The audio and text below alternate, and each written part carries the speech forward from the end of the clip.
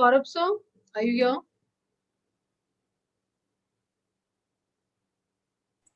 Yes, ma'am. Yeah, sir. We have to make the. I'm making you the host, so you can make the co-host to anyone. Yeah. Okay, okay, sir. And it is live on YouTube as requested. Okay, sir. Are you here?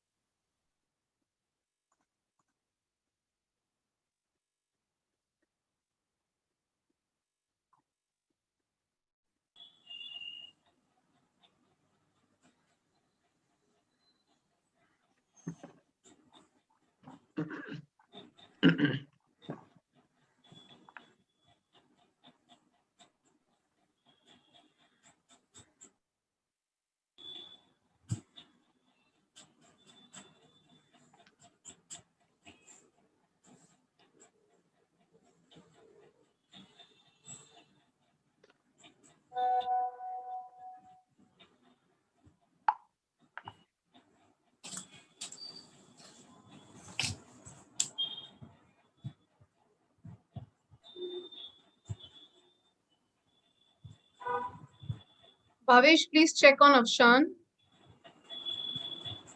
Good evening, sir. Good evening. Good evening. Yes, sir. Good evening.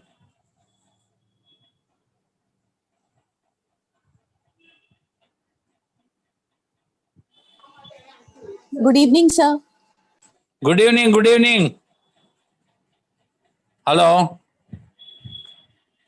Can you hear me? Yes, sir, we can hear you. Yeah. Good evening to Good all of evening. you.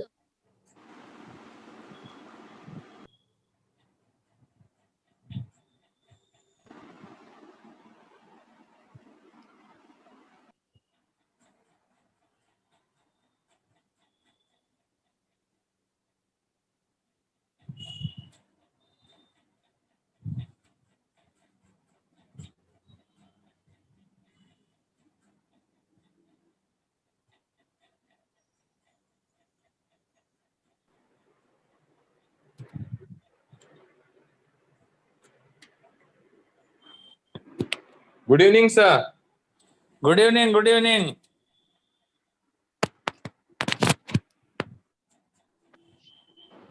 Good evening, sir.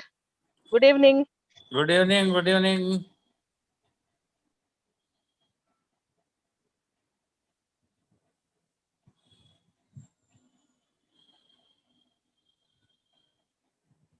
All our students are in the college or what?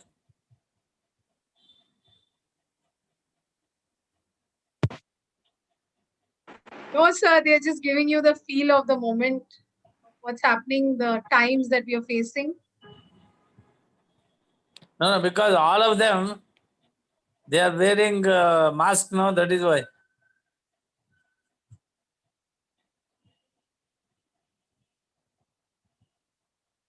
Most of them, they are wearing mask.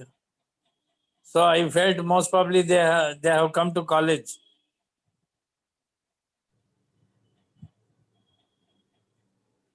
They're practicing maybe.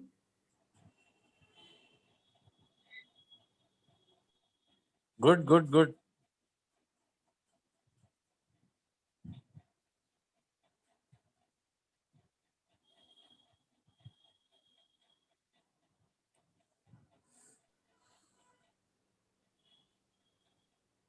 So where is our director? We have just informed him he's coming for them. So No, I think he had come. He had come and then I think he left. no, I think that was Saurabh sir. Maybe quite possible. I don't know.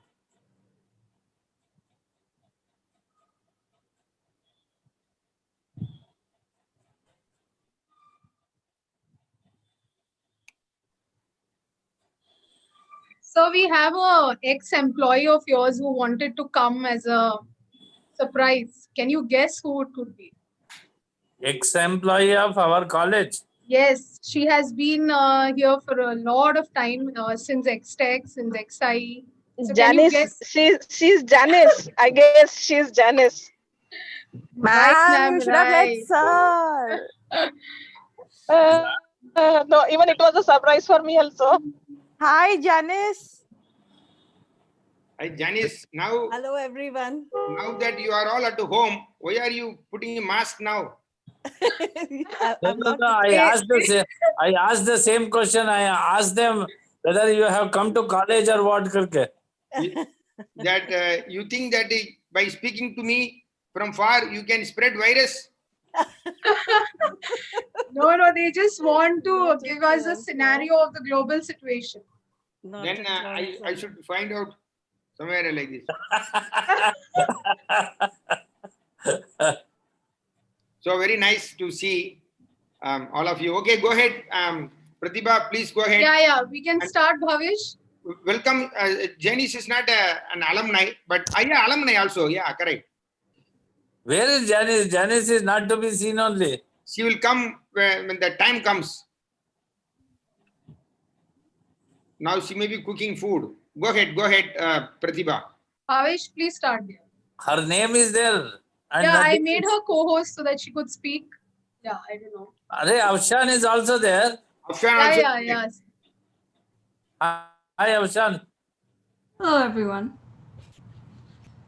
Good So evening. Fazal, Afshan, Carl, Sheldon, Vedant, please come on camera, guys. How come Janice is seen upside down? Oh, I'll get that sorted. Because she's doing yoga. That what yoga it is? All I need to do is probably just turn the laptop and then you'll see me the right way. Okay. Yeah, actually, just to update, we are live on YouTube right now. So this event, we are trying live on YouTube for the first time. So XI Alumni event is live right now on YouTube. So I think you can see that on the left side corner. Yeah. All of you all. Yeah, so Yeah, let's please. begin. I think, Bhavish, you can start. Good evening, everyone. I, Bhavesh Yadav, would like to welcome you all. Firstly, a warm welcome to our respected director, Reverend Father Dr. John Rose, respected Principal Dr. Y.D. Venkatesh, HODs of Comms, IT, and EXTC, our teachers, and my dear friends. So, before we begin our event, I would like to request Father John to share a few words with us. Okay, so good evening to all of you. I always consider alumni is a backbone of XIE. Backbone. We can stand upright, and we can really go ahead. XI can go ahead only with the alumni support. And looking back, whenever an alumni does well, and it is a great joy for us. Last time, Afshan gave a lecture on ML, and it was very odd time for her to adjust her timing with the talk that we asked her to give. But she generously agreed, just because she was our alumni. Likewise, Father, your voice is each breaking. of you Your voice is breaking. would like to sacrifice some time or the other for XIE. Sorry. Let me log out and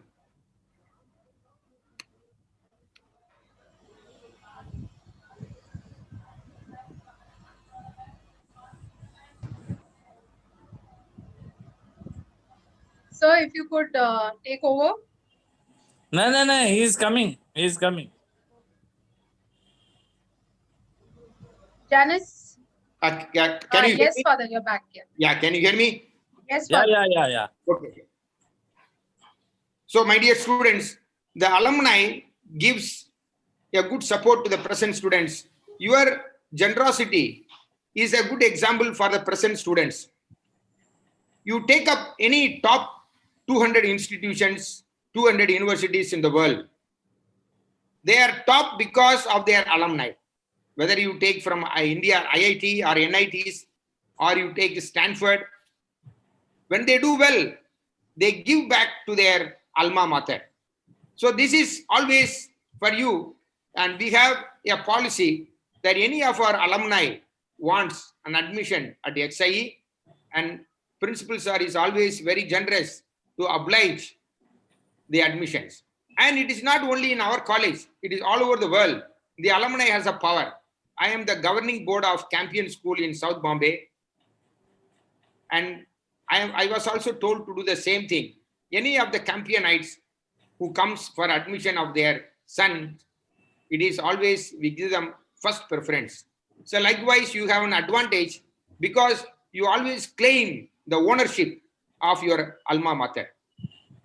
I am very happy that the present students and also the past alumni, all of you who are well placed, are come together to celebrate this event. I would like to particularly thank Pratibha for this great effort and to bring you all on the screen. Thank you very much. Father. Thank you, Father, for your kind words. I would like to request our principal, Dr. Y.D. Venkatesh, to share a few words with us. Good evening to all of you. I think you sir. can hear me. Yes. Yes, Yeah. sir. Good evening to all of you. Good evening. Always your voice is breaking. Good evening, Father John. Now you can hear. Absolutely, absolutely. Go ahead. Yes. Good evening, all the heads of the departments, Chaya, Shushma, and Sarode Madam, as well as Saurabh and Vijay Katkar. Then the person who has initiated this program, Pratibha, and then all my dear students who are present over here, and even all the alumni students of our XIE who have come over here to share their knowledge and also give some very, very important tips on how to crack GRE, GMAT, etc., etc. So I thanks a lot for you people having come over here. I wonder the moment you are going to keep on giving all these programs, because we had TSX yesterday or day before yesterday, and today we are having this. I think last week we had one more session. Of course, as Father said, Afshan was also there in that particular program. And if I'm not wrong, 4 more alumni students were there. So if I look into all those things, I think EXTC people are hijacking the entire thing, hijacking XIA. It's a fantastic sign. I appreciate the kind of work which you people are taking and helping all our students and making sure that everyone is motivated completely. So I don't want to unnecessarily waste your time. I wish you all the best, and I hope that you are going to get something very, very important tips on how to crack GRE, GMAT, and higher study courses, etc., etc. So wish you all the best, and thank you very much. So I'll hand over the mic to Bhavesh. Thank you, sir. We have invited some extremely talented alumni to answer our queries related to higher studies and guide us through the process. First up, we have Miss Afshan. She is pursuing MS in Electrical and Computer Engineering from Carnegie Mellon University, US. Next, we have Mr. Carl and Mr. Sheldon. They both are pursuing Masters in Electronics Engineering from University of Toronto, Canada. Next, we have Mr. Fazal. He is pursuing MS from University of Melbourne, Australia. Last but not least, Mr. Vedan. He is pursuing his MS in Telecommunication Engineering from University of Maryland, US. Hey alumni, do you still miss XI? Can you share some of your memories with us? Hi, thanks for the welcome. I hope all of you all can hear us, see us, and hear us. Yes, yes, hello to Carl. all. Yes, we can hear you. Yeah. Okay, good. Very good evening to you, Father John, uh, YD Venkatesh sir, and all my teachers out there. It's so great to see all of you all again. So, if I have to share one memory of XIE, actually it can't be one. There are many memories that I have, and we were lucky to be in one of the best classes in XI. EXTC has always been the best among all the three. That's what I feel. Debatable. Say it louder. Say it louder. Say it louder. We've been lucky to be in one of the best classes in XIE. That was EXTC. It's debatable, but I think EXTC has always been the best. In capital, I can agree on that. EXTC in capital and bold, underline. Yeah. So we always had a fun time because our class was like our family, all throughout the 4 years. Even our teachers were so supportive and they were always there to encourage us. All throughout the cultural fest, the technical fest, and the sports fest, our class participated in almost everything. And even when it came to studies, we had, we did pretty well in studies as well. So I'd say, fairly our class, we had all rounders in our classes. So, that was pretty good. I mean, we aced almost everything compared to IT and com. So that is one thing I remember. Like when I think back, I get all these events in our head, all the fairs, the performances we put up. It was so much of fun. Yeah. Thank you, Carl and Sheldon there. I will take on from you right now. Hello, everyone. Thank you so much for inviting me. Thank you, Father John, YD Venkatesh sir, Alumni Cell team. Thank you so much for calling on us. It's really great to see you guys in huge number present for this meet. I can see that the hard work which you guys, the team was doing, literally is working around and like it's showing the result. Huge number, because that's the best memory of us. Whenever we used to go in the event, intra event especially of the cultural fest, we have to get a huge number of the classes. Like even we have the memory of YD sir coming and telling us that where is the crowd, why are we conducting this festival, we need the crowd and students should come and participate in that thing. Yeah, so see sir, we have been successful these days as well. I can surely see that. Thanks to Miss Pratibha ma'am, you really had done like support system for us. My supervisor of the project, Miss Smita Pawar, is also here. I can see her. So Miss Tejal ma'am and everyone over here, good support system for us for the entire our journey with the XI. All the memories we have is goes through our first day, how we came as a stranger, but then as the days pass, we made a good team up with all the entire class. As Carl Sheldon said that EXTC, yeah, we were a good one. As a team, we used to work even.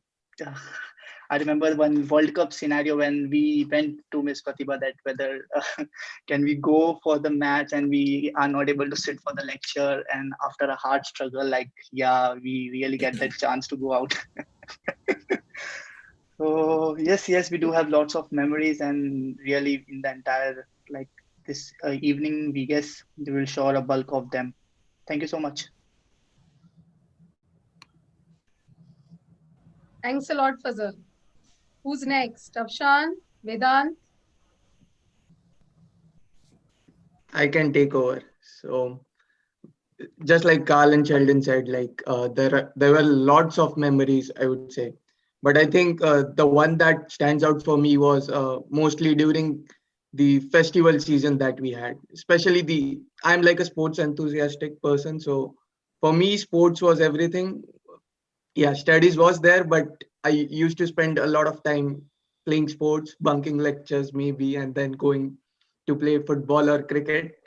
So we had this intra tournament in which I think we had a football tournament in which Fazal was the owner, I guess, and then he had lost the match or something. Like we used to bid on people, like, okay, I'll buy this person for 1 rupee, 2 rupees, or something. Don't remind me now that. And then the way we used to tease him after losing the match, it was just all fun. So yeah, lots of good memories. I think one that stands for me is one of Like the, my team was the RCB of XCL, yeah, actually. I can feel the pain.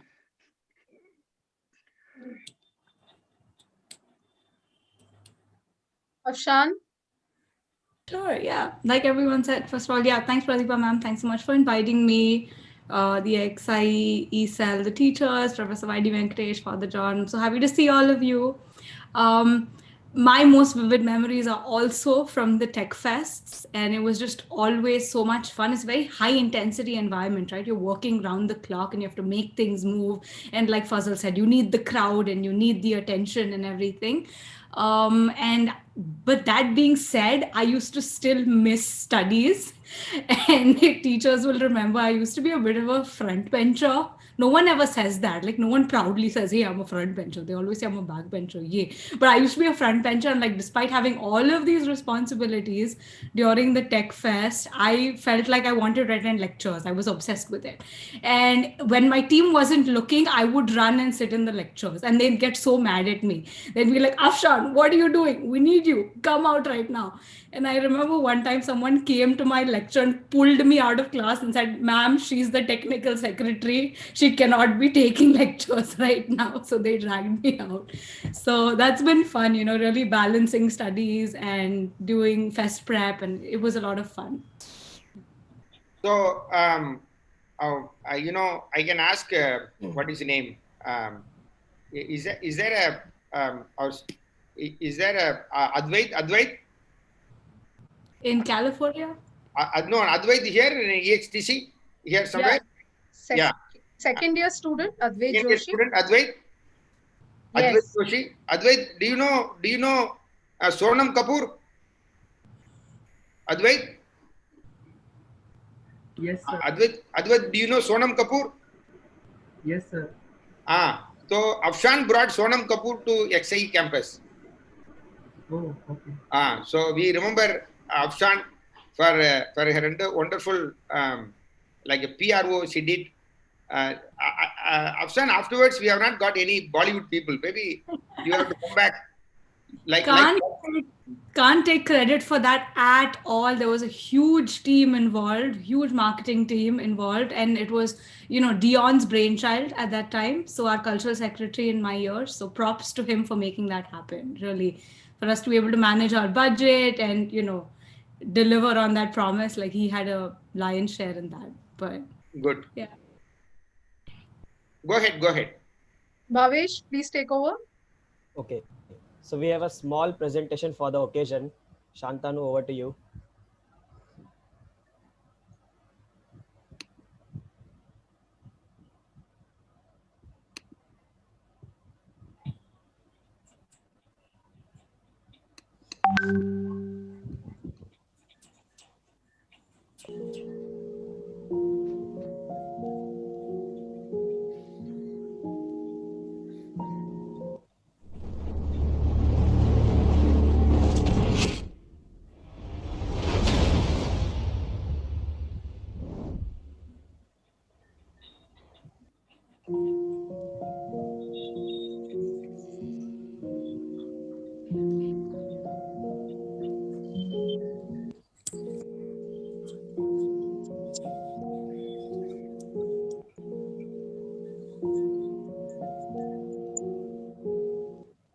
When the whistle go.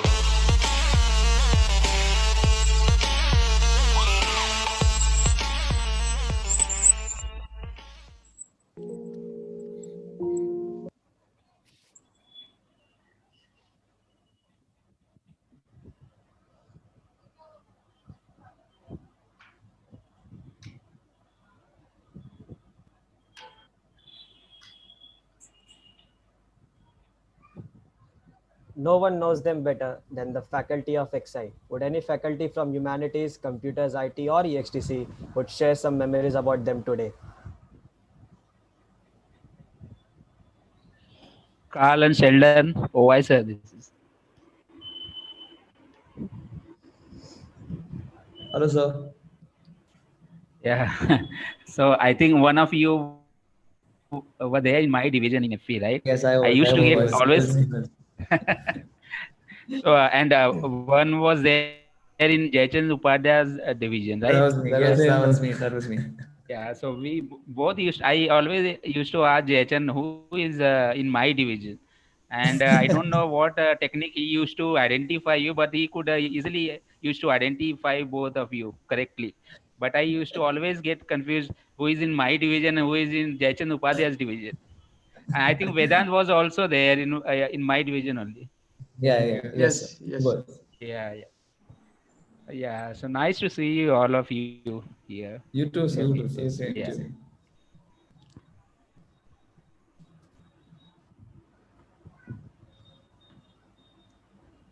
Yes, Bhavesh, go ahead, please.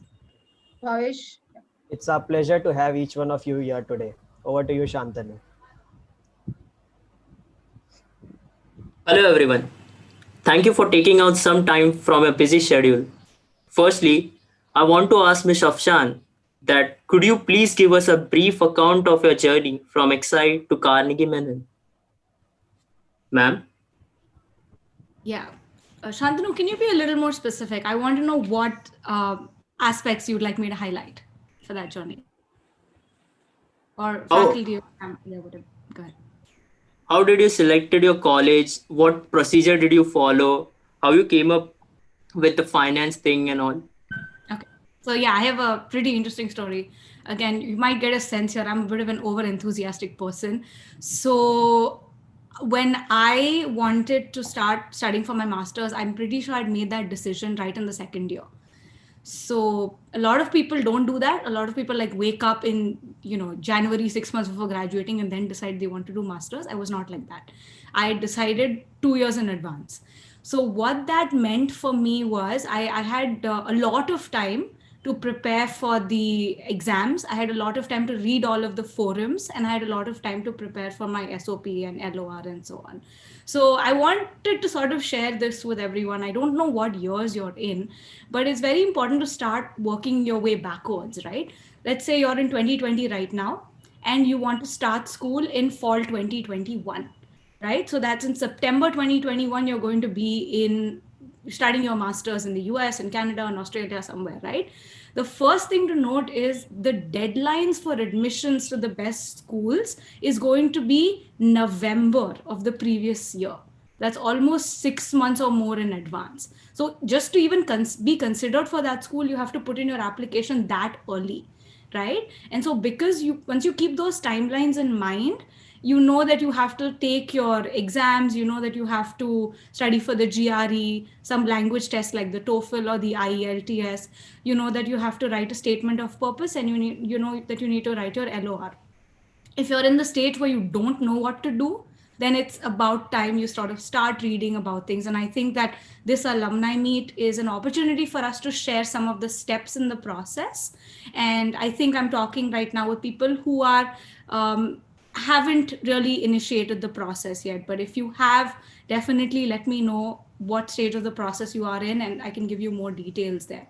But so right from the second year, I gave myself almost 6 months to prepare for the GRE and the TOEFL or more, and I tried to make sure that I was done with the GRE and TOEFL as of the August of my third year, right? And so I can finish my I can put in my application in time. I think like timelines are the most important thing. That is the difference that I found between me and other people of my batch. A lot of people from my batch went for masters, but they had not started as early as I.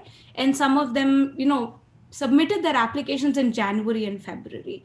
And I think that at least affects the selection of colleges you have available. So that was one thing that I really wanted to drive home, that start early, start now, right?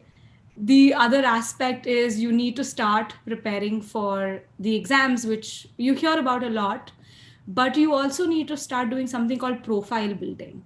right? It's very important to have some sort of story for why you want to do masters, right? And if you haven't really decided that yet, you need to have some clarity for why you want to do higher studies and what it is that you want to study. So when we're in India, we decide that we want to do a stream, right? EXTC, comps, IT, something else. And we don't have to worry about what classes to take because there's a curriculum for us. And then whatever is the curriculum, you need to take it. That's it. Maybe in the final year, you get to decide between one or two electives, right? But if you go for higher studies abroad, you have a lot of flexibility in your courses. You have to be able to select what course you want to study. And so the admissions committee wants to know what you want to study. And a lot of us have not thought about that, right? One time we made that decision and we forgot about it. But you really need to ask yourself, where am I in my life? What subjects do I like? Because doing a master's specifically means specializing in something, right? People who are doing a master's are saying that I have some basic level of knowledge. I have an undergraduate degree in something. I have a bachelor's degree in something. Now I want to do advanced studies in it. So you really have to sift through everything that you want to learn. It could be something that you've covered in your bachelor's. It could be something you've not covered in your bachelor's. But you need to know what it is that you want to study and why do you want to study it, right? The other thing is, if you want to get into a good school, you want to try to show that you've taken the steps it takes to express interest in this field, right? So when you want to get into, say, masters of computer science or masters of electronics, they want to see how much you've tried to perform at the bachelor's level, right? So it's very important to express interest. So fun fact about me, at the end of the 4 years of having done EXTC at XIE, I was also dabbling in biomedical engineering. I was taking online courses in neuroscience, and I was doing online projects in health tech, which is trying to combine my knowledge in electronics to design products for healthcare, right? And I was doing all of these side projects, and I had some sort of story that, hey, and that's what I told the university. I said, hey, I'm an electronics engineer, but I really care about using technology for health, which is why I've done all of these projects and I've taken all of these online courses, and now I want to specialize in it, right? And when I applied to schools, I not only applied to masters in electronics or EXTC, electrical engineering, I also applied to masters in computational neuroscience, and I actually got into a full neuroscience program that I ended up not taking. But it just goes to show that if you want to go for a master's in something slightly different from your bachelor's, it's always possible. You just have to take the extra effort to show that you've done some basic level of courses or something in that field, because that's what the admissions committee wants to see. So lots of tips there, but I definitely wanted to highlight these three things. Focus on the timelines, focus on having clarity of what you want to study, and then focus on telling a compelling story in your admissions process. That's my journey. That's how I think I got into my master's program.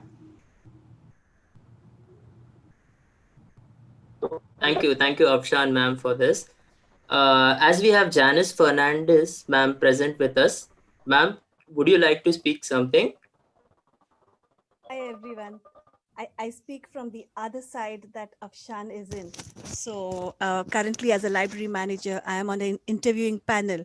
And I just want to cite some of the things that we look for in prospective candidates. A really good CV. So your CV should include not just your educational qualifications or your work experience. We also look for a lot of voluntary work.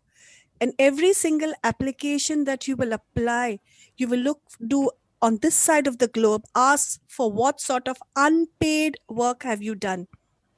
So unpaid work is basically voluntary work that you do. And the stuff that you do helping out in colleges and the sort of, you have like you're a technical secretary and things like that count. So make sure that you build your CV with a lot of voluntary work that you do, because it goes a long way. The other things that you need is soft skills. Absolutely. Really good oral and written communication. Build on that. And today, I think the internet allows you to explore lots of things. Both of my sons are currently at university in the UK. One is pursuing his computer science and the other one is pursuing international politics and economics. One of the things I saw when we were applying for admission is if you try and Google for one of the courses like computer science, you have like 145 courses and probably 145 universities. Before you get really bogged down with all of these things, try and look up the modules of each of those courses. So sort of find out what are the course contents for each of them, because they will really differ from college to college, and they will differ from different aspects. So find out what you really want to do, because computer science, if you just look at a field like that, it's a combination of hardware, software, technology, lots of things. So probably look at which universities are actually offering the course that you are interested in. So all the best to all of you, and I hope to see some of you out here in London couple of years. Thank you so much, Janice, for that surprise entry today. Most Glad welcome. You could join us. Yeah. Most welcome. In case any of you need any support or any help, Pratibha has my email address. Yes, surely I'll pass it on to them. Thank you so much, Janice, for joining us today. Bye. Bye.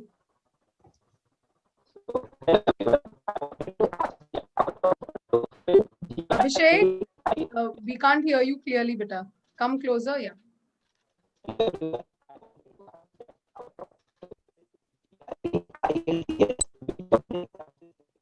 Shantanu, I don't think he's clear. Can you take over? Because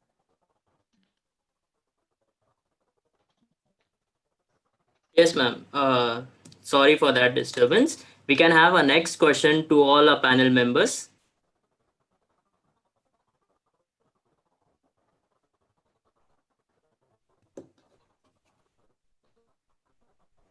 Smita ma'am had to say a few words. She has, Smita ma'am, before we kickstart. Yeah, I'm here. Yeah. I know it's, I mean, I'm so happy to see all the stars are from XTC. And so I can say it's a very bright and shining day. So all 5 stars are from the Department of XTC, and to guide all of us to how to go for higher studies. All of them are very brilliant and hardworking graduates of XI, I can say. And they give us here opportunity to reflect on our teachings and what all our achievements are. So it's my great pleasure to welcome you all. And I still remember how hard you all work to achieve your goals, read about your career. And although it became so long, but it's like it's happened yesterday. I still remember Afshan is very focused and she's just like that now also. Fazal worked a lot on visible light communication, and he talks like सामने वाला convince हो ही जाएगा. Kal is little mischievous, but he knows what he wants and what he has to do. Most of the time they were in the canteen, the both. Yes. And Sheldon is my CR, very humble, and ready to take all the responsibilities of entire class, whether it is mass bunk or they want extra things from these teachers. He was always ready to come and talk to us, but he's very humble. And on FB also, when they post their videos of music and all, it gives more happiness. Even I and Pratibha ma'am also tried once to learn guitar from them. And my dear Vedant, very sweet smile on all the time on his face. Last time also when they came in India, they reserved some time for us. They visited XI campus. They met all of us, Fazil, Vedant, they came. And I'm also looking forward for all others to come and visit us some other time. So I personally feel very honored to be here and to interact with all of you again. And such events creates a very special bond between the institute, the teachers, the alumni, and the current students. So I congratulate all the alumni team. Thank you for calling me here. Thank you. Go ahead with your program. Thank you so much, ma'am. Thank you. That was great to hear from you. Yes, carry on, Shantanu Bhavesh. Hello, everyone. Is my voice is coming? Yes. My question to alumni is, how to prepare for each of these exams like GRE, TOEFL, and IELTS, and what is the best time to start?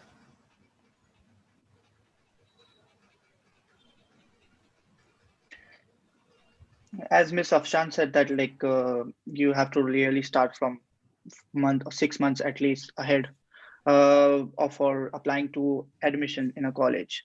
But if you really want to start for preparing for the English level exam, like for GRE, TOEFL, not for GRE, like for TOEFL or IELTS, you really have to keep a buffer of more 6 months just to prepare. 6 months, why I'm saying, yeah, it's too much for preparing an English level exam. But we, in the engineering stream, we are really busy with our examinations. Like there are a lot of time for prepare for writing our journals and everything. And it won't give us much opportunity to prepare for the English level test. And believe me, like in not in 1 or 2 weeks, you will be able to crack the test. It's not that easy as well. So even if someone is trying to apply for this TOEFL or GRE or IELTS, specifically because GRE I have not given, so I cannot say about that thing. But yeah, I can say on TOEFL and IELTS, I have prepared for that. And I've kept a buffer of around 3 to 4 months in my case. And in between that, I tried my best to go on and look for the materials on YouTube, specific questions which is coming, and try to make sure that learn the paper pattern, how the question sheet will be, because TOEFL has some different set of pattern and IELTS have different one. If you are also planning for, if someone is also planning to apply for Australia, Australia has also one another exam that is PT, Pearson Test for English. In that test is like, I will, if anyone is coming to Australia or planning to, I will prefer him to go and prepare for that exam, because PT gives you an upper hand on preparing the English test, because it's not that simple, but yeah, it is like having a simple format to prepare for. Easygoing thing. If the person like really give a hard on this thing and prepare for 1 or 2 months at least, then yeah, there is a probability that he is going to crack it in the first attempt. Cracking and passing in these exams are really, there is no margin thing or no passing marks for these exams. All universities abroad have a specific set of requirements of exam. If you go and search that, like my university has minimum 7.5 IELTS, 25 of TOEFL and everything, PT respectively. They have each margin for all the exams. If you are opting for particular university, they have their own margin for this exam, passing marks that we can say. And you have, yeah. So yeah, we just like to add on that. What Fazal said was absolutely right. Another thing that we'd like to add is about the English tests. You know how good your English is. Everyone knows that. So if you think your English is good, then you don't have to, as he said, you don't have to prepare that much in advance. But if your English is not good, then you start preparing, you will have to prepare it in advance, because, it is an English based test, right? That's what they're testing, to see how good your English is so that you can go abroad and, not get stuck while communicating with someone over there. Another thing that he mentioned, you need to check the pattern of these tests because they're different. TOEFL has a different pattern.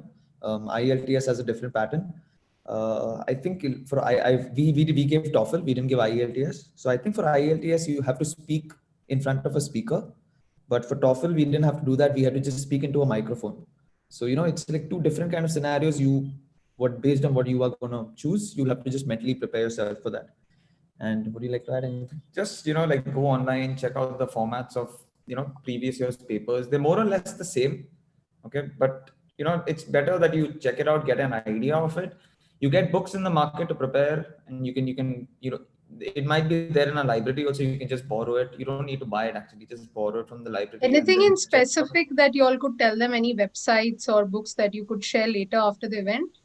Yeah, I think we can do that. Yeah, I'll send it to you, ma'am. Then If they are preparing for IELTS, the IELTS examination provide them a book, study material to prepare for. Okay, it's available in the market. Yeah. Also, Ms. Afshan has shared a drive. Yeah, Afshan has shared something. Yes. Okay. I just compiled a link and I'll give edit access to the rest of the panelists so we can keep adding materials. That would be great. Yeah, that would be great. So yeah. So that was for the English exams. For GRE is actually a tough exam. We never gave GRE. So different countries have different requirements for exams. Okay, like Canada doesn't require GRE. Like some universities say GRE is optional, but it's not a compulsion. The states, US requires GRE, so I think they'll be the better people to tell you guys about GRE. I can probably jump in because I have the unique privilege of having taken 3 exams. I have taken the GRE, the TOEFL, and the IELTS. And I'm mentally prepared now to take any other language proficiency exam that these people want to throw at me. So my GRE also expired this year. So if I want to go back for any, second master's or PhD or whatever, I'll have to take it again. So, this is just a way of life, I guess. Lots of tips. So there's the GRE and there's the language proficiency, right? Two separate things. GRE is definitely testing high school mathematics. So it's testing things like trigonometry, algebra, and so on and so forth, right? What are they testing for? It's meant as a test that is meant to compare you against other undergraduates in what is called an apples to apples comparison, right? So you and a humanities student are scored the same way. So what is the exam designed to test? It looks like you're solving a math problem, but actually you're solving a critical thinking problem, right? So just keep that in mind. Anybody who's anybody who's had a bachelor's degree is expected to take the GRE to get into any graduate program in the US, right? So fundamentally, they're trying to test your critical thinking skills, and they test it in a variety of ways, right? Given a problem, how can you solve it? So something to keep in mind that when you're solving these math problems, the objective is not to memorize a few math formulas. It's about what's the quickest, fastest way to approach it. And there's a much more nuanced discussion to be had about how to approach the maths problems. It's a timed test, so you have to make sure that you practice under timed conditions and that you learn those tips and tricks, right? So a common question people ask is, hey, should we take classes for GRE?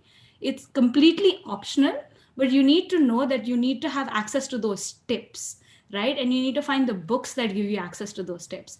If you read the GRE official guide, sometimes they will tell you those tips, and sometimes it's easier if you go and take classes for it because they will tell you those tips, right? Just imagine if you had to solve a math problem, there's a rote learning way of doing it, there's a brute force way of doing it, and if you don't know the trick, it'll take you 5 minutes to do it.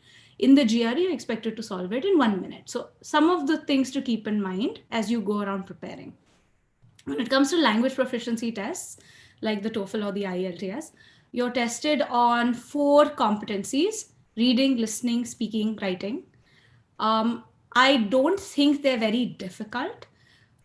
In fact, the GRE also has a language portion that I skipped over, so I'll probably get to that. But essentially, if you speak decent English, TOEFL should not be a problem for you at all.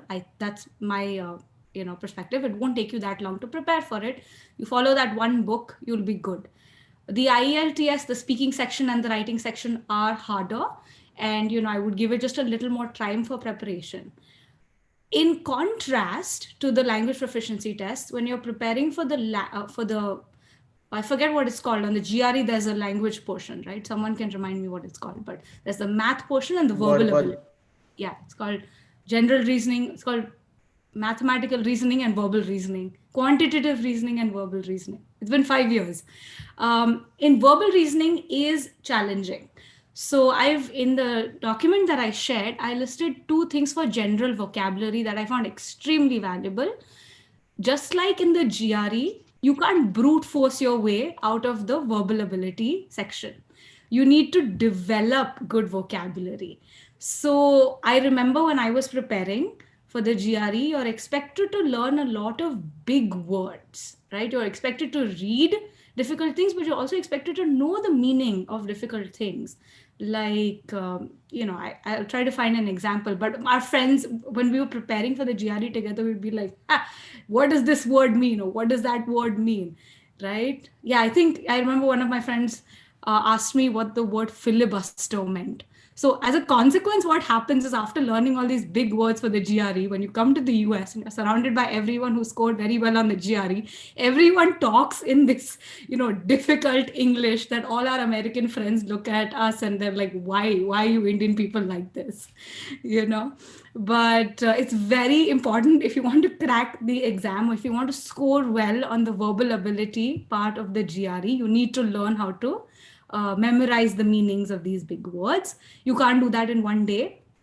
So you use flashcards, right? There's this red book called Word Power Made Easy. It's absolutely essential. And there's also Magoosh was the app that I found very useful for flashcards.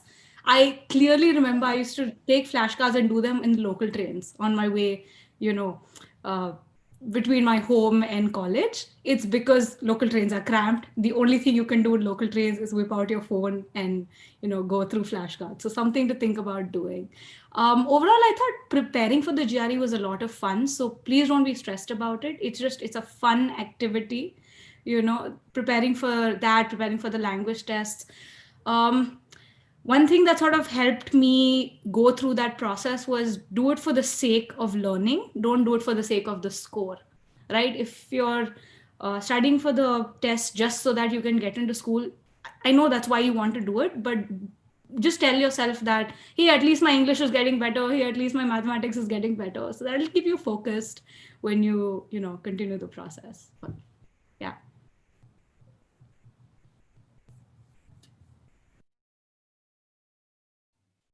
Yeah, we can have our next question. Hello everyone. My question is, how should one select proper or appropriate university or college while planning to study in abroad?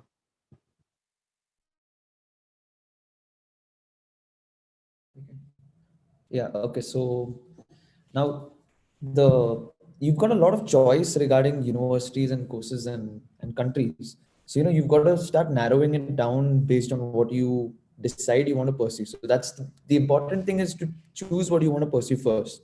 If you're from a comms background or an EXTC background, IT background, you first decide what is the thing you want, what is the subject, what do you want to specialize in, from your everyday courses, maybe there's something that you find interesting. Like when I was in EXTC, I found VLSI interesting. So I knew that, okay, I want to, narrow it down to this. I want to specialize in VLSI. So then that becomes your master's topic. Like, okay, I want to do my master's in embedded systems, VLSI, something like that. So think, like when you go to college or anything that you're studying, try to narrow it down. First decide what you want to master in. Okay, like maybe let's take VLSI as an example. You want to master in VLSI. So now you go online, you check which are the best colleges that offer VLSI, the course, which are the top institutions. So then you start narrowing it down on the basis of country. Now maybe, I don't know, like some people want to go to the States and study, or it doesn't matter wherever they go, so they just look out. So if you have any preference like that, you can narrow it down to the country like that. Like maybe you want to study in the States or in Canada and Australia, or maybe in Ireland, anywhere. So you target that country and you check out the institutions over there. All right. So once you do, that's another way you can do that. Another factor in deciding your college would be finance. Some students find it a little difficult because, see, the finance situation varies from university to university. Top universities have higher fees, and the middle ones have a little lower fees. So maybe, if your financial condition is not very strong, you can probably target universities in that range, of your financial condition. That's another factor. What else? So how would you compare the finance of Canada to US and to Australia? I mean, is it the same on the same grounds, or? No. Yeah, no. I don't. I mean, I don't think exactly States is more expensive. Is more expensive, because I mean everything has to be converted to rupee, right? States people, where are you all? It depends to university. So yeah.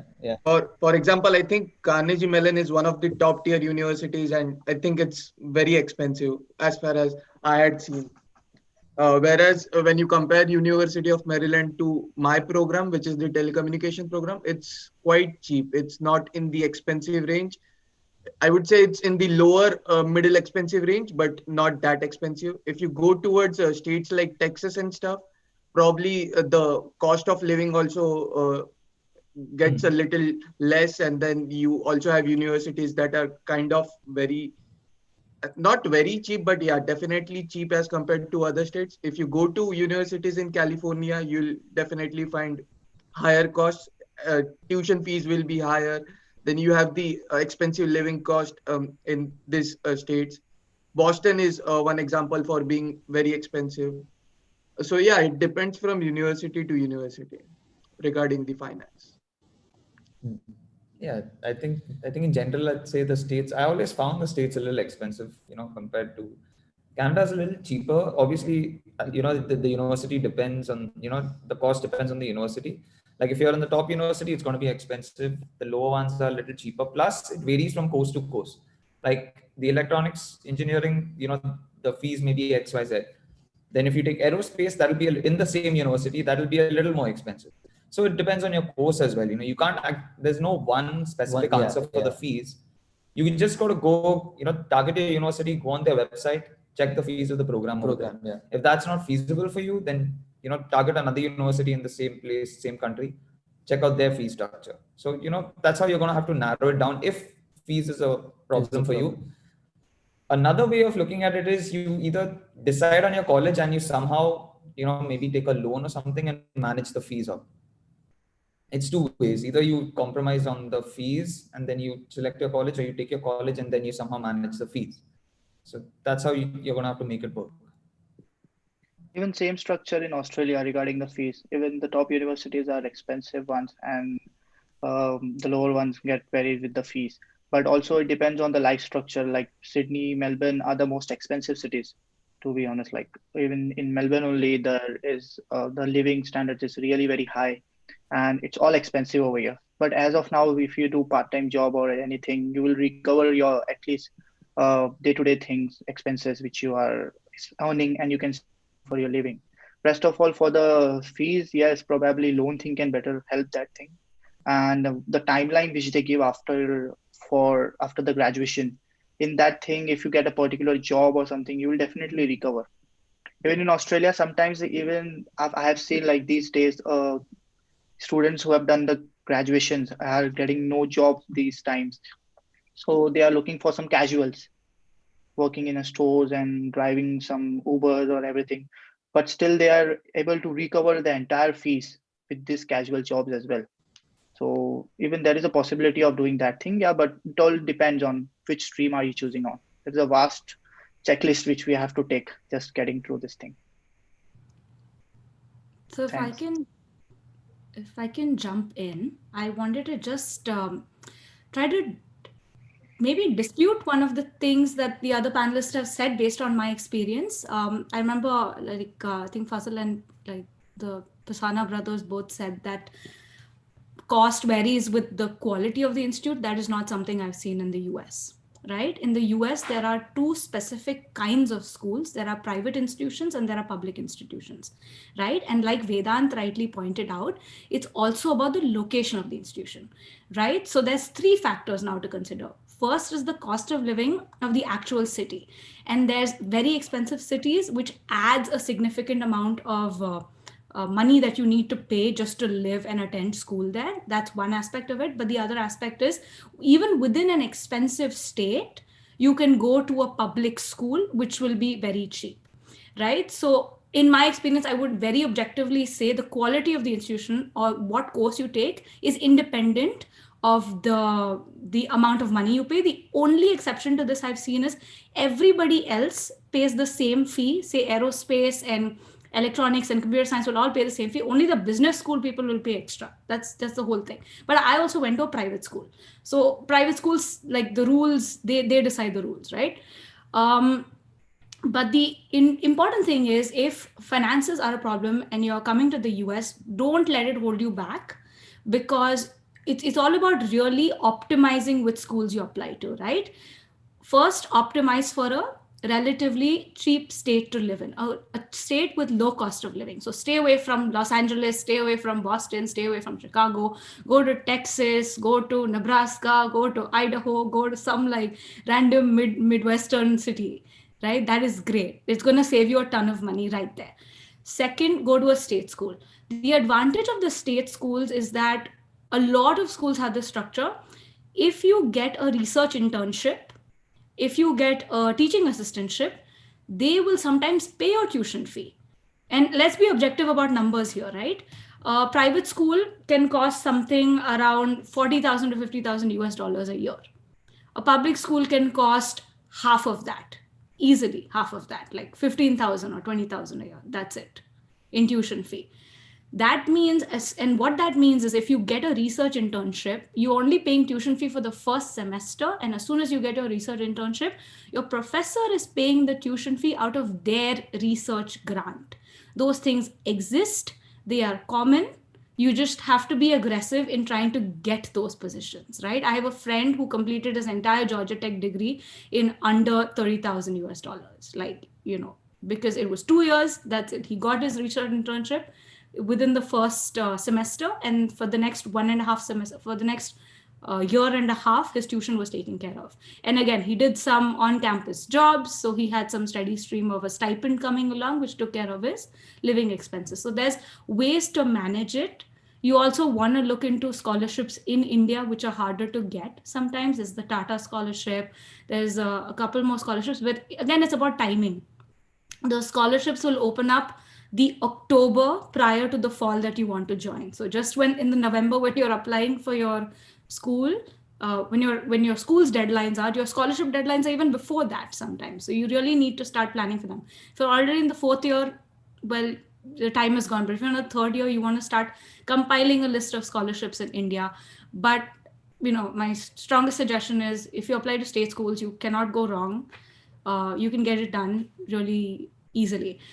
One other thing I wanted to address from the previous point about how to research institutions, the process is very important. It's very important to have some sort of process. It's very important to have some sort of Google sheet that you're maintaining, right? So I think we've all done this, right? The other alumni, we've maintained a Google sheet at some point where we're like, name of the institution, name of the program, what is the fees, what city is it in, so on and so forth. And then write a few things about what are the specific aspects of the course that you like. And one of my mentors at that time told me, apart from writing about all the things that are great about the school, write a personal reason for why you want to attend. So in that Google sheet, I also had like this personal reason. Okay, why do I want to go to school here? Hey, I want to go to UCLA because LA is cool and like I want to see celebrities or something like that. Southern California beaches, yay. Just put that in there because it adds some value to your decision. So it's important to do that research. And when you're compiling this document, you also need to compile the list of faculty that you want to work with, the labs that you're interested in. And all of these things need to go on your statement of purpose. The school needs to know that you've done your research, and during your research phase itself, you want to start saying, okay, I want to study VLSI. There is this professor XYZ who does this specific thing in VLSI. So in your SOP, you're going to write that. I have been following the work of Dr. so on and so forth, and I'm very impressed with things he's been doing in his lab. And if given an opportunity to, become a student of the school, I will be very fortunate to work with such esteemed minds and so on. It's very common tactic people use. Schools need to see that. It helps you get a lot of clarity as well. And as soon as you enter, you know which professors to target for these kinds of internship opportunities. It was very interesting how Fazal said that students in Australia do this part-time casual work. Unfortunately, in America, you can't do that. You have to do work related to your field, right? They will not allow you to work in something that's not related to your field. So please keep that in mind, that your employment opportunities get restricted, especially in hard economic times like this. Not all universities have these research opportunities. So you want to start doing research about which schools offer on-campus and off-campus employment, which schools offer internships, which schools offer these kinds of research fellowships and so on, right in the beginning, right when you're doing your research. You're going to save valuable time, right? And it's going to help you narrow down which schools are worth applying to and which are not. Yep.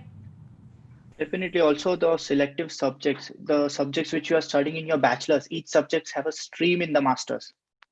If you're good in the networking, like I used to be very fascinated about this communication network subject. It is having a stream over here in my university in Australia, where they teaches you network engineering, just as how Vedanta has also done the same course in specialization in network engineering only. So be very selective which subject you are really interested. Even if I was getting high marks in electronics, but I when I saw the curriculum of the electronics here in the University of Melbourne, I was very frightened. So I left that thing. It's not that easy. Even I'm getting high marks in my bachelor's, but it was not that easy to do a master's in that particular subject because it is a very fast thing. You have to do a good research into that thing. Also, the main thing and major focus thing should be your future plan. Like after pursuing this master degree, are you able to get a particular job in that field? Is that country open to give you jobs? Because as per what I will say about the Australia is have restricted itself to give jobs to permanent residents mostly.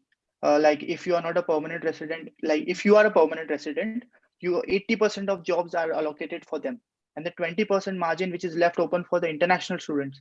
In there, just imagine that there are ample of students who are already jobless, and they are just coming up for that 20% of range of the jobs. So it's a huge competition over here, and that too in these times of COVID thing, it's like really, really very tough. But yes, we have to be optimistic every time. We will like things are really open. Not even on your streams, there are very one mentor of mine has guided me this thing that don't close yourself to a particular field. Keep yourself open because you have to get it done and recover whatever you have spent. That's the thing.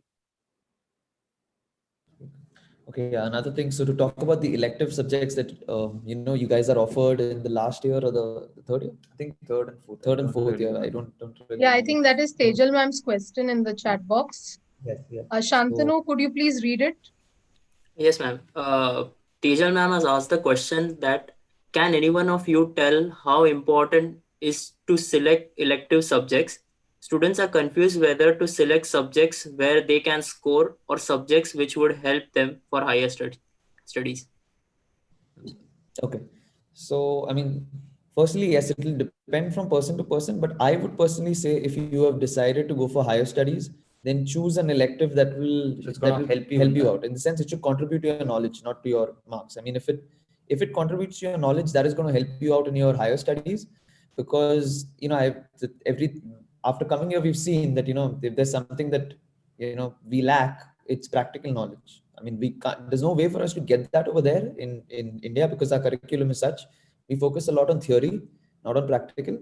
Whereas over here it's opposite. They focus a lot on practical and less on theory. I mean, the theory is given as self-study that you have to go home and read. But yeah, so I mean, if you can gain that knowledge over there in by choosing that particular subject, you can, I mean, it'll be good for you. But then again, it all depends on if you've already narrowed down as to what you want to specialize in.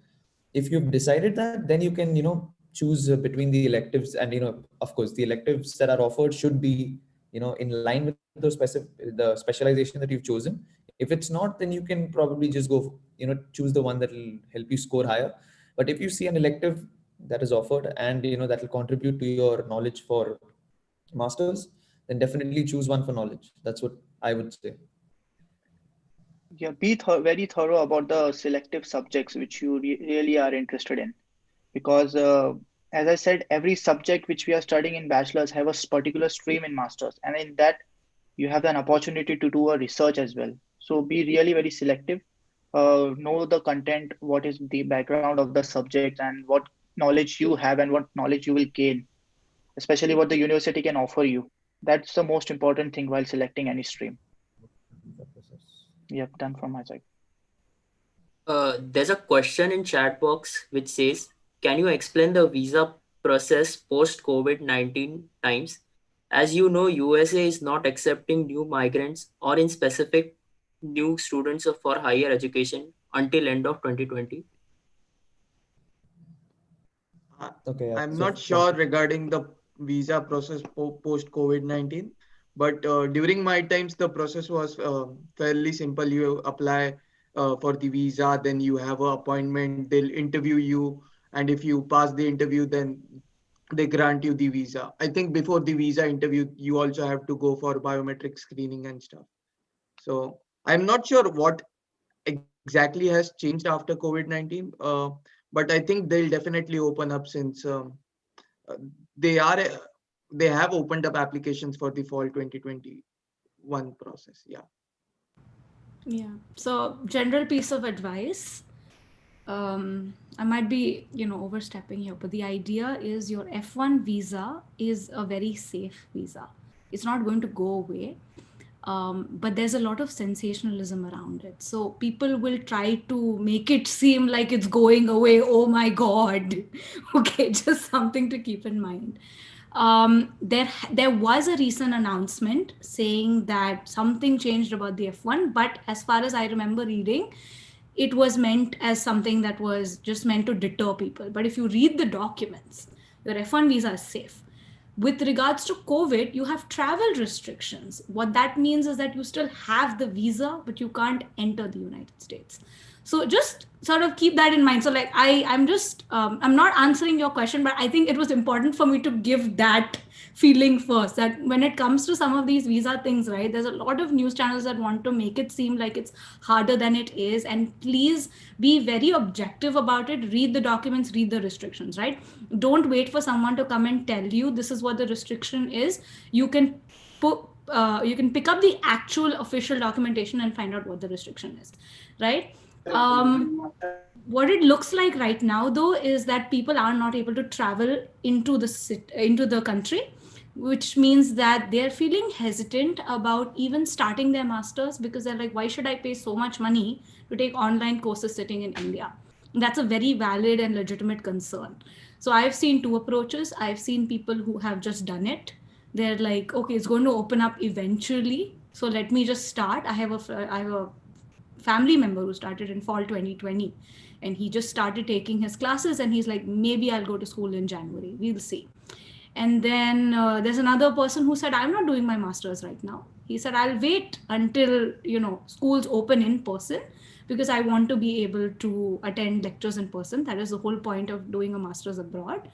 And so if that's the situation you're in, I would recommend riding it out and waiting until in-person lectures become possible again. Yeah, so to like to elaborate on the visa process. So like going back as to how the visa process for us was, as far as Canada is concerned, there is no interview. The way the US has it, we don't have an interview for the Canada visa.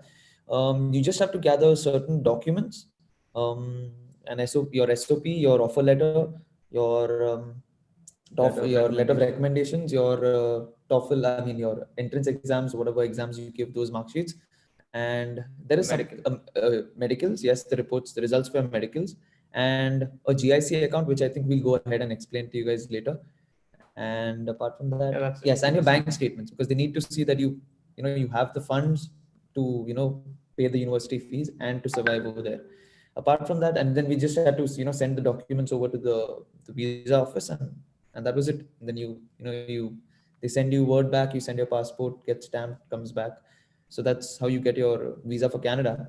But post-COVID, we don't know. I don't really know what the changes are, but I can tell you this, that certain universities have started accepting students to come here. So I'm guessing visas are available. The reason those universities are accepting students is because they have really good quarantine plans in place. But so the borders are open only for those students. Otherwise, the borders are shut for anyone else except for Canadian citizens. So yeah. Yeah, same deal for Australia. The visa process is quite simple and was quite simple at my time. Like I collected all my confirmation of enrollment, loan letter, and everything which was required. Just a common thing, and I got my visa in 7 days. Few people used to get visa in 2 days, one day. Someone got a visa just by clicking in the button. Once he clicked the button, he got his visa in the email. Was so too simple last time, but yeah, these days after COVID thing, they have closed the borders. So I had eventually heard that they started issuing student visa, but yeah, the borders for the Australias are not going to open officially. till March 21. So probably things will improve as per like temporary visa residents are not allowed to enter into the country up till next year, March. There's a question from Spencer Lobo. Spencer, can you please unmute and speak? So I would like to ask a question. For example, someone has already given IELTS or TOEFL, and it expires when he is in the fourth year. So he'll have to do the whole process again. Instead of that, would it be better if he splits his engineering into two parts, doing first and second year here and doing the third and fourth year abroad? Will it be okay? So, as far as I can say from my experience, that would not be a good idea. I mean, splitting your engineer master's degree, like 2 years there and 2 years abroad, would not be a good idea, because there will be a big gap in the teaching and the knowledge. So the type of teaching over here is different from the type of teaching that you acquire in India. And of course, the type of knowledge that you acquire here because of that teaching is different from the type of knowledge you acquire in India. So there's going to be a considerable gap. Plus, I mean, to elaborate more on this, one important aspect that I'd like to mention is the softwares that they use here. In universities, they introduce you to industry level softwares. In your at your bachelor level, you will not even see those kind of softwares. Not in India, at least. So the thing is, I mean, if you do the first 2 years of your master's there, I don't know if they would ever introduce you to those kind of softwares. And then if you come to, a university abroad from your third year, or I mean, as you said, the other 2 years, then I mean, you'll suddenly just be thrown into those to use those softwares, because they're assuming that you already know those softwares which you should have learned in your first 2 years. So I wouldn't recommend that. Just to add on to the point, also it takes time to adjust to an environment. You take your time to get adjusted to your first year. You get to know how your exams are, then you understand those exams, and then you try to improve it in the next year.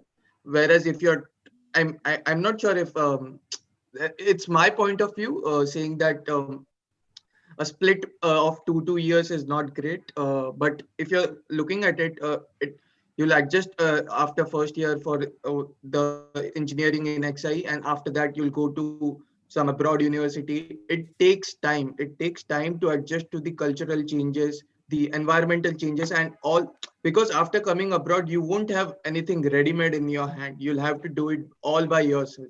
So that also takes a toll on your body. Whereas for the 4 years of engineering in I don't think so. We have a lot of stress regarding doing our own stuff. We always have something ready made in our hand. So yeah, just consider those points as well. There's a question from Sushi saying, can you please explain how to go about applying for scholarships and what are the prerequisites, etc.?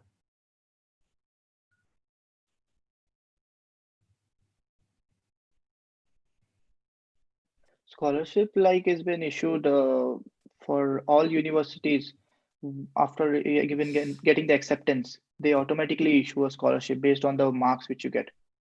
Like as per what I heard for the Australia or for the US universities.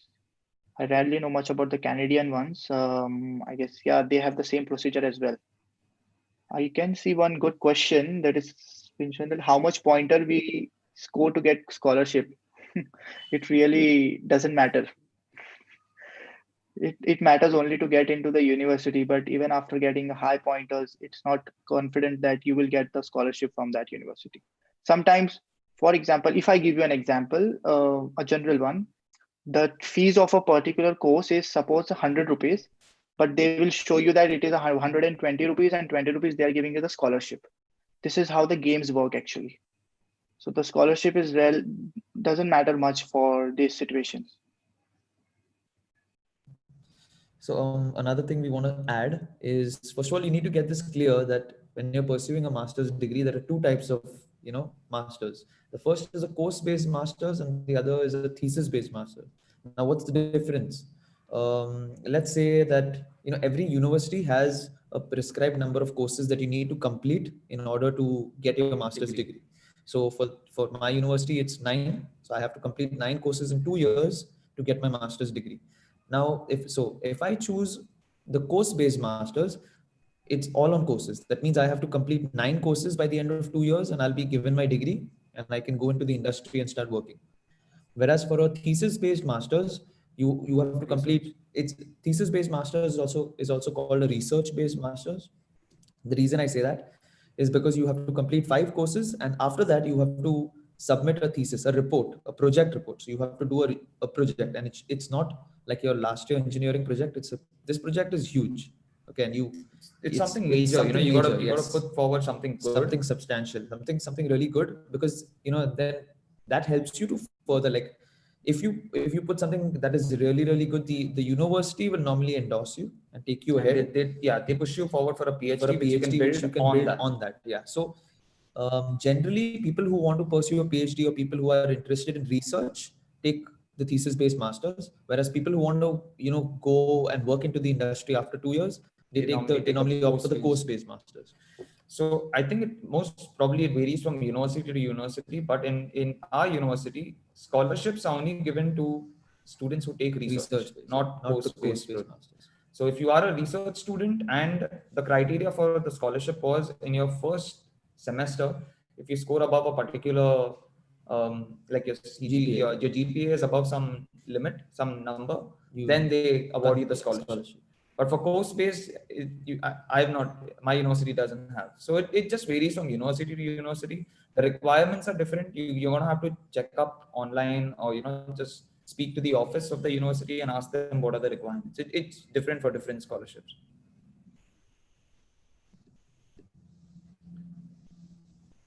There's a question regarding, is consulting required for higher studies? If yes, then what should one look for a counselor? Okay. Sorry. Okay, so yes, I mean, I would say, see, it depends on what you're looking for. As far for us in our case, the consultant only helped us to do the paperwork for the visa. That's it, nothing else. Everything else was done by us alone. The research, choosing my field, choosing my universities, all of that was done by us alone. So you can do it too.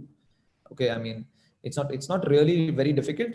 The only thing you'll require is time, because there's a lot of reading to do. That is why you got to start a little earlier.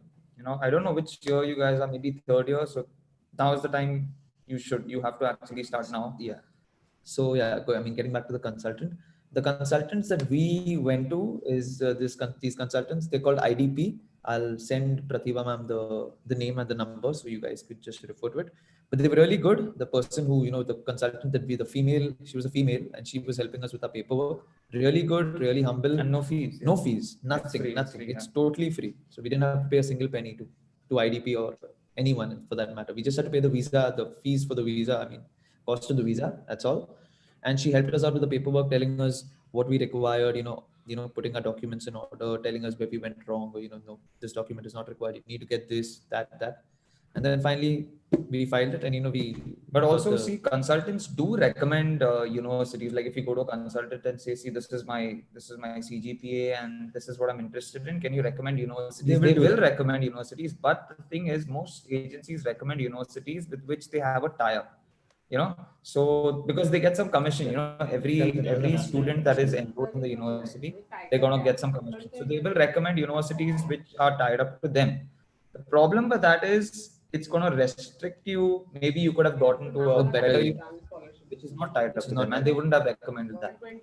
So that's why it's better to, you can ask them, but it's better to do your own research, do it on your own, check which universities you can get into on your own. So yeah, okay. So just to continue, I'll tell you about what we went through. So when we went to the consultant, the first thing she told us was she started recommending colleges to us and universities to us. And what we realized is that the university, because we had already done our homework. So, since we were targeting Canada, I already knew what the top 10 universities in Canada were. Okay, I knew the names. So when she started telling me the universities, none of them were in the top 10. So, I was a little surprised as to, why, and our pointers were pretty good. So, I was a little surprised as to why is she recommending universities that are not in the top 10 when our pointers are so good. Then later on, we got to know that, she's recommending universities that they have a tie-up. Maybe they get a commission. I don't know how it works. But Yeah. that's the case with IDP. Maybe I don't know. Fazal probably he'll be able to tell you. I don't know which counselors they went to. Maybe they had a different experience. I think. But yeah, so that is how it was with us. So you don't have to go with their recommendations. So that's what I suggest you do your homework. You research your universities and you be adamant that you want to go to that. You just tell them it's like you tell them that you help me with the paperwork, the university and everything applying is my lookout. Yeah, kind of thing. I agree. What Carl and Sheldon told. Also for the US, I'm going to share one link. There's this thing called the US India International Education Forum or something. They're an unbiased, objective institution. I think they're funded by the US government or the Indian government. And if you just book a session with them, then they give you this unbiased opinion. So the counselor helps you right size your universities. It helps you, they give you feedback saying, hey, now you're shooting above your mark, or you're underselling yourself, or this school is a reach school for you, this school is ambitious, this school is an easy target. So they help, because they have so much information about the schools, they are able to translate that back to you. It's very important to make sure that your counselor has your best interests in mind, of course. So you have to exercise that judgment. There was a question from Angelica. It says like, is job experience preferred when you apply for masters?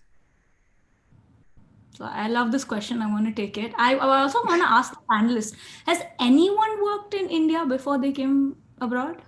I think we all went straight. Fresher, yes. Yeah. But I'm sure we can find someone who worked in India for future alumni meet. This question gets asked a lot. I have now work experience in the US. I have 2 years of work after my master's. And people ask this question all the time. And my answer is, Indian work experience does not count for that much if you want to work in the US. It is sad and shocking, but it really doesn't. It's because the culture is so different.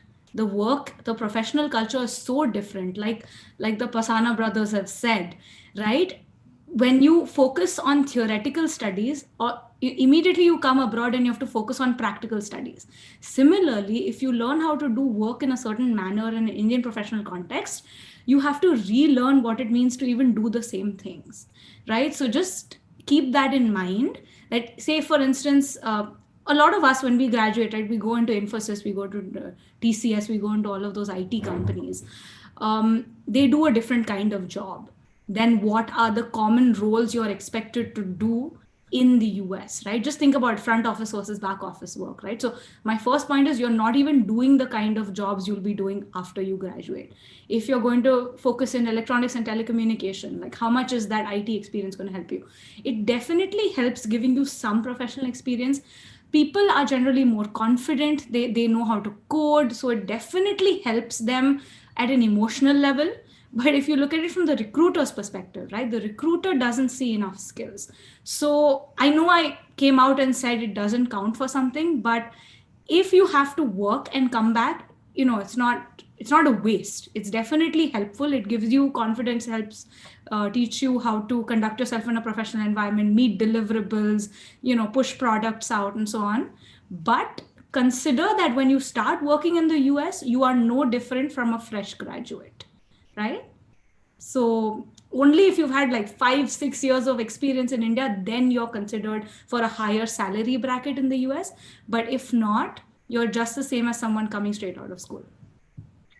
Yeah, but in Australia, like if you have a 3 years of experience, that too in your relevant field.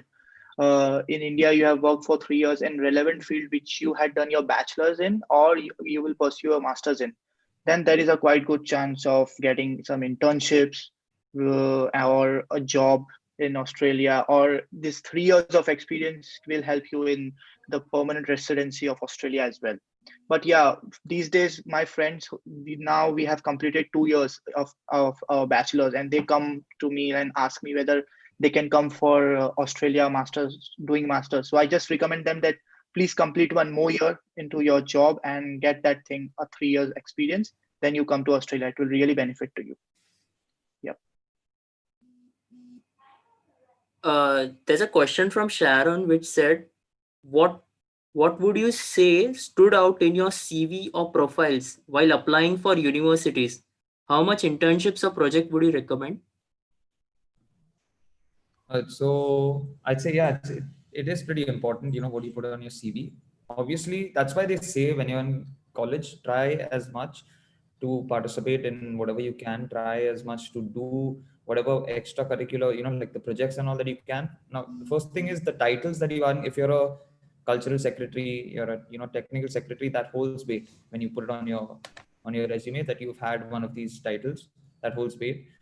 Second thing is your extracurricular activities. Maybe if you're good at something other than something that's non-technical, you can mention that as well. Because Whatever it is, even if it's a really small thing. even if it's like volunteer work or charity, you've gone about helping people, something like that. Even that helps, because over here they want to see what you are other than an engineer.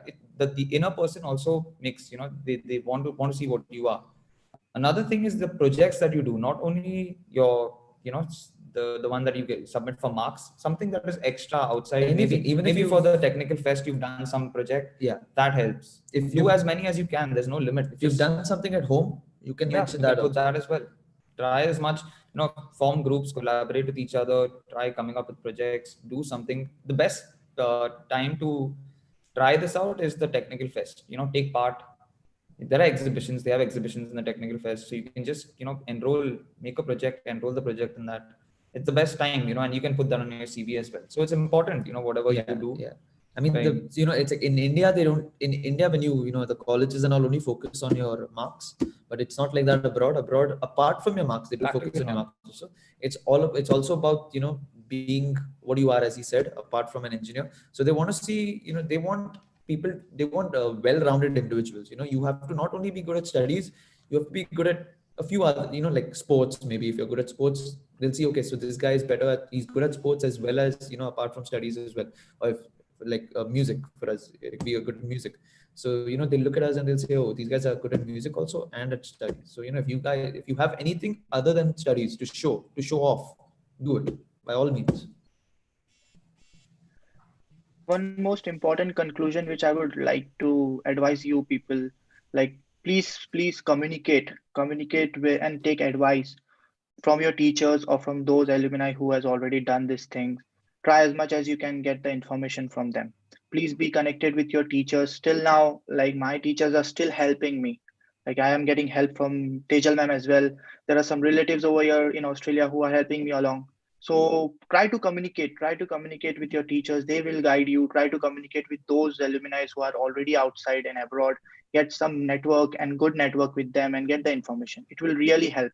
This thing was lacking in me when I was in the bachelor's, and I have improvised myself. And right now, sitting in the Melbourne, I have so many connections in Sydney or in other cities of Australia with those people. I haven't seen them. So this is how your network builds. This is how you'll get the information. It will really help in your job or in your masters, in your everything, or in your future. Not only in abroad studies, even in if you are doing this thing in domestic in Australia, in India also, please try to communicate and get as much as connected you can. Make sure you maintain your LinkedIn profile and everything. It will really help you guys. That's my advice. Thank you. There's a question from Nikhil Nair saying, how do we avoid glitches while writing the SOP? Or can you tell how we have to keep balance between personal and academic information in SOP?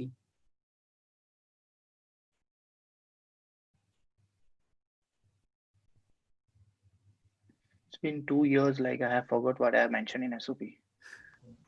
Can anyone know about that? I think typically you don't mention anything personal. You sort of bake it in, like, I am really passionate about healthcare and saving the world, right? You bake that into your SOP, but you don't explicitly say it. Carl, you should tell us how you spoke about your music stuff, but it sometimes comes in your resume, not your SOP. Yeah. So yeah, as Afshan said, yeah, you don't explicitly, you don't say it, you smartly work your way, into it. The SOP, it's like, Tell us what the consultant said. yeah. So, like someone once told me that, the SOP is the game changer of your admission process, of your getting your visa as well. It all depends because the SOP can show them how passionate you are about, doing your masters, and you have to make them believe. Okay, even if you're not that passionate or whatever, just make them. It's a story. Okay, it depends on how well you write it. You have to make them believe. So don't mention. I mean, if there are cliches, I'm sure you know of those cliches. If you're saying that how to avoid them, you know of them. Don't put them. Don't put them. Yeah, just I mean, see, you don't have to. It's like subtle hints. Subtle hints. Not something very direct. You're just gradually telling them about what have you done, your achievements. Like I've done this, and they can get the hints. Okay, this guy. Okay, this is where he's done. Okay, this is what he likes. Okay, this is what he likes. So it's a gradual thing. It just fades in, and like when you sum it up, you can see. Okay, this guy likes. This is his interest. Yeah. At the end of your SOP, the reader should get a clear picture or a message as to what you're interested in. Okay, do not mention a lot of other things, contradicting points. That in the end, he doesn't even know if you're interested in computers or IT or EXTC. Okay, clear cut. There should be a picture painted at the end that general idea is at least this guy. If not a specialization, if not, for example, something specific, then at least the field that you are interested in. As Ms. Afshan said, you should bake your interest. Why this course or this university particular suits you, why you are best fitted, and what you will achieve in the future. That's the thing you should mention in your SOP. Yeah, and if you feel like you haven't been working that hard and you spend all your time doing photography and music, mention that, right? I use my passion in photography and combine it with electronics, and I play with the filters and do all of these things. And you have an opportunity to say that, but you have to tie it back to the course that you want to study or the research that you want to do. She's right. I mean, for our SOP, since we are really passionate about music, we like a lot of equipment that singers use. So we ended up building a piece of equipment that is used by a popular singer. We did it in the XIE workshop. And so we mentioned that in our SOP, saying that, since we like to sing and everything and we are engineers, we built this kind of device. So, that helps, that shows them that, okay, you are able to combine your interests. So, yeah. So I got a message from Celeste about how you survive life abroad when you start doing your master's. So that's like an interesting question to ask everyone. Go ahead, someone else take it, then I'll jump in. Okay. So let's do this. How you survive? In simple words, in plain words, it's not easy. Initially, it's not easy because think about it. You're alone here. You don't have your family. You're away. You're like literally thousands of miles away from your house. Maybe oceans. You get homesick. You are living under I mean, what circumstances? You don't know. I mean, we don't know what you're going to choose or how you're going to choose it. So it is tough in the start, but you get used to it. It grows on you. You will get used to it. It takes time. You have to, what I would suggest, you speak to people who are already there, ask them how the situation is over there, ask them what they did, ask them how they survived, what are the things that they did in the start to get themselves accustomed to the environment. Once you reach there, I would suggest you take a week and explore the city. If not even the city, explore your environment or your surrounding, your neighborhood. You need to know, I mean, okay, these may sound like really trivial details, but it is important. You need to know where the grocery store is. You need to know where the nearest supermarket is. You need to know where the pharmacy is. You need to know these kind of details because you need to know what the emergency numbers are. I mean, it's not like 199 or it's whatever. It goes from country to country. It's not 911 everywhere. You need to know those kind of details because God forbid you're alone. If something does happen, you need to know who to contact, how to contact. Make friends. It's important. Yeah, because friends are your family over here, right? Yes. So when you're in trouble, you need help, anything, you have friends, give them a call, they'll be there. Yes. Initially, it all seems a little difficult, but as time goes by, you gradually fit in, everything falls into place. It'll happen. And of course, I mean, you do have a lot of other things to focus on. You have studies to focus on, one of the most important things. I don't think you will be thinking of how uncomfortable you are in the place. So, plus it will be an overall development for you guys, like a good one. You will get a good experience of everything. Exactly. I would, in fact, we recommend this to everyone. I would totally encourage a person to go for his master's so that you need to leave your family, your house, go somewhere else, and you need to know how to live on your own, because tomorrow when you have your own family, no one's going to teach you. No one's going to tell you that, oh, this is how you fill a bank form, or this is how you pay your electricity bill, or this is how you cook food. You need to know all those kind of things. And, living on your own teaches you. That's the best way to learn. You live on your own, go through the struggle. The struggle is real. Go through it, like life will teach you. Life is the best teacher, right? Do it. If you learn a lot of life skills. Yes, apart from learning, your skills for your work and everything, you learn a lot of life skills living on your own. You learn how to live on your own. You learn how to be independent. That is what is most important, because Plus, there's technology is pretty good. Yeah, if yeah. if you're feeling homesick, you can just you can just video your call. I parents mean, and all. in So the it's olden not- days, people couldn't even do that. Yeah, it's not that bad now. It's not so, that. Yeah, it's manageable. Yes, you won't get that physical touch that you get with your family members and all, but something's better than nothing. So yes, and yeah, I mean, yes, especially now during, like, because it's COVID, we all know the importance of video calling. We're doing one Yeah. right now. So yeah, I mean, Exactly. yeah, but it's a memorable experience. That's right. It's an experience. Take it as an experience. Okay, so don't nothing hard and fast. Don't feel bad if you encounter failures. Oh, yeah. Nothing like that. Everything teaches you something. Stepping stones, failures, all those kind of things. But yeah, and make a lot of friends, because it's necessary to make. Your friends are basically your contacts. Okay, before we could come here, yes, I'll tell you this. Before we could come here, someone suggested this to us, that try as much not to make Indian friends. Don't take this in the wrong way. That's because every time you come here, you see Indians hanging out with Indians, or you see a group of Indians, see a group walking. of Chinese. Don't do that. I mean, as much as you can, try to befriend people. Try to befriend locals. Try to befriend people of other races. Why? Because later on in life, you never know. When these contacts might come into use. There, yes, you can befriend. You can make them your friends. But apart from that, you will always, yes, you will. I'm not saying don't make Indian friends. No, you should. You should. You have to have Indian friends, because at the end of the day, you need your people. You need right? your people. Yes, that is how it works. But then don't close yourself off to other races, or like Other people, Other yeah, people. Like, you're come to a country where that is so diverse. Depending on where you go, just mix around and enjoy, have fun. You're not in India. You're away. You don't have restrictions. That basically spells freedom. You can do whatever you want within limits. So yeah, it's a good experience. Yeah. So it's been a very long session, guys, everyone. What time is it there? Can you tell me the time at your respective places, right? It's 8 in the morning. 8 in the morning over here in Canada. It's 8 in the morning. Okay. Here people don't come for 8:15 lecture. Okay, next. Vedant, what time? 8 a.m. Same. We are in the same time zone. Me and Okay, Karthik. same time zone. Fazal? 12 a.m. Monday. 12 a.m. Monday. Afshan, I have to 5 thank in the morning. you. Yes, I know. I think you haven't slept, Afshan. Pratima ma'am woke me up. Thank you, Yeah. Pratima. Yeah. What time is it there then? Now, 4? So I woke up at 3:30 in the morning, and now it is 5. I think all of you should really thank her for. Did you sleep properly? I mean, it's 3:30. Yes. I think we started off right in the okay. Okay. All of this energy that I'm getting from the XI students and teachers. Yes. Amazing. Yeah. Thank you so much, dear. Thank you. So we'll come to the end of the session, Bhavish. Could you call upon Father and Principal, sir? Ma'am? Sarode ma'am is also here. Ma'am, would you like to add anything on this occasion? I think ma'am is there. Yeah, Pratibha miss. Yes, ma'am. Yes, I'm there. And I am so proud of my stars. And it's such a nice function. And thanks a lot to you because of you, this happened. There's so many stories because I have been teaching these students right from their first year up to final year.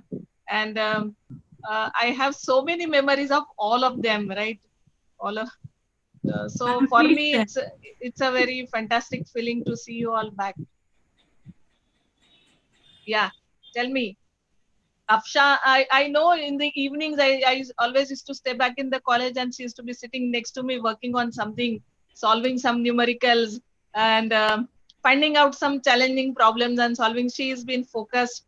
I know Sheldon, scoring 99 over 100 in BEE. I taught him. I still remember. I'm proud of him. I'm proud of everybody, right?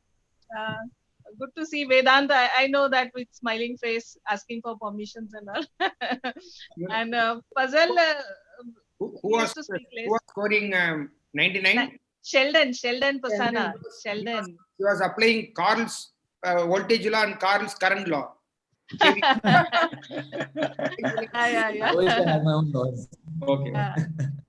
So I'm proud of you all, and I'm so happy to see you all connected. After all, XI is a family, and day by day it is becoming bigger and bigger and bigger. Yes. Great to see Thank you you, ma'am. guys. Thank you. Thank you. ma'am. Thank you. Thank you so much, ma'am. Yeah. Over to Bhavesh. Are there any concluding statements before we wind up? I think Principal Sir is also here. Would you like to say before we say goodbye to them? Yeah, concluding statements to all the alumni. I say gratitude, and gratitude. Nothing else. So one thing I would like to request all the alumni: they fix a date in a year. Fix a date in a year where whoever could be in Bombay or elsewhere can come together for a meeting, and fix a date which is convenient to the alumni. Like for example, like January 1st or December 30th, 31st, or whatever it is, or for New Year. So just make one date. Whoever can come, meet in the XIE and make a little noise, and something you do. I mean, you come together and have your family and everything. You're married, so please do that. So fix that date. I want. Yeah. So you fix a date. I leave it to you. And that should be the take home today. And I guess now our students can always contact you guys, right? Yeah. So that means we have one like station at Canada, at the US, at Australia. So where XI students will come, be helpful to them. I hope so, right? Anytime. Do help our students when they come abroad and guide them the best possible. Sure. Please connect. I'm advising it. Please connect to everyone as much as you can. Right. So I think there are a lot of unanswered questions. I mean, if you guys, the questions that we haven't answered, if you guys want, you can just get in touch with us on Instagram or on Facebook, wherever you find us. So we could Principal Sir, would you like to say something? I would only say that I'm thankful to all of them having come and enlightened our students. In fact, when they were talking, I was closely observing each and every person, and I was listening to each and everything. And somehow or other, I was recapitulating what are all the things which happened with my children and how they went about it, and what are all the things which they faced. And these people, whatever they have told was exactly the same. Because my first son was there in Carnegie Mellon, and second son now he is going to University of Buffalo.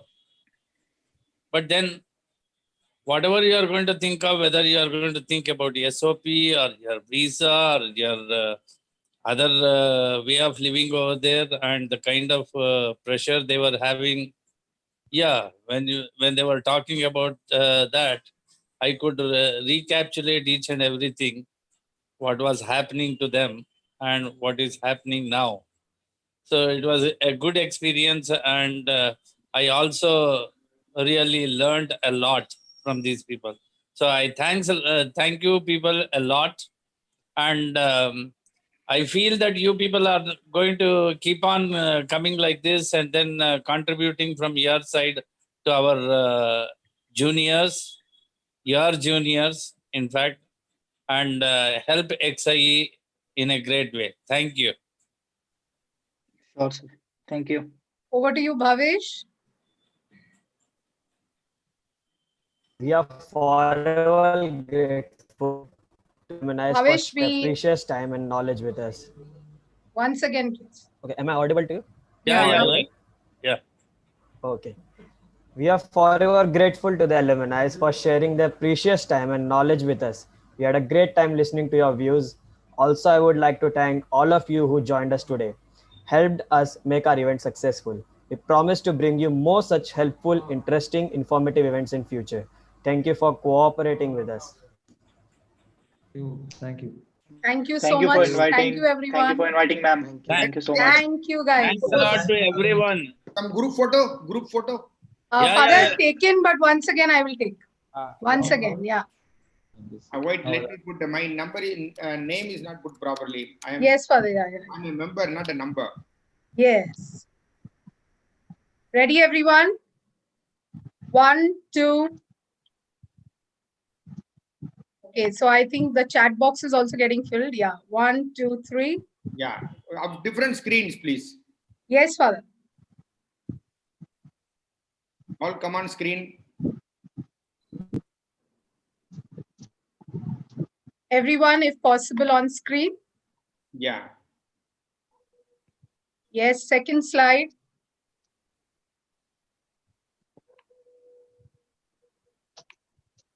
One minute. Just 1 minute more patience.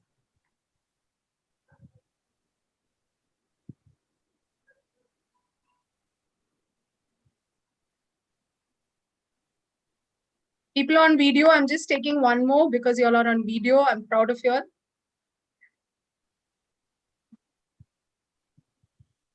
Thank you. Santanu and Tejas not to be seen there. Shantanu and Tejas. Maybe have. I'm there, Father. I'm there. I'm there from a second account. Okay, okay. Second account, okay. They have many accounts, Father. Yeah, yeah, yeah. We never know. Also bank accounts, right? No, Father. So, thank you so much, everyone. So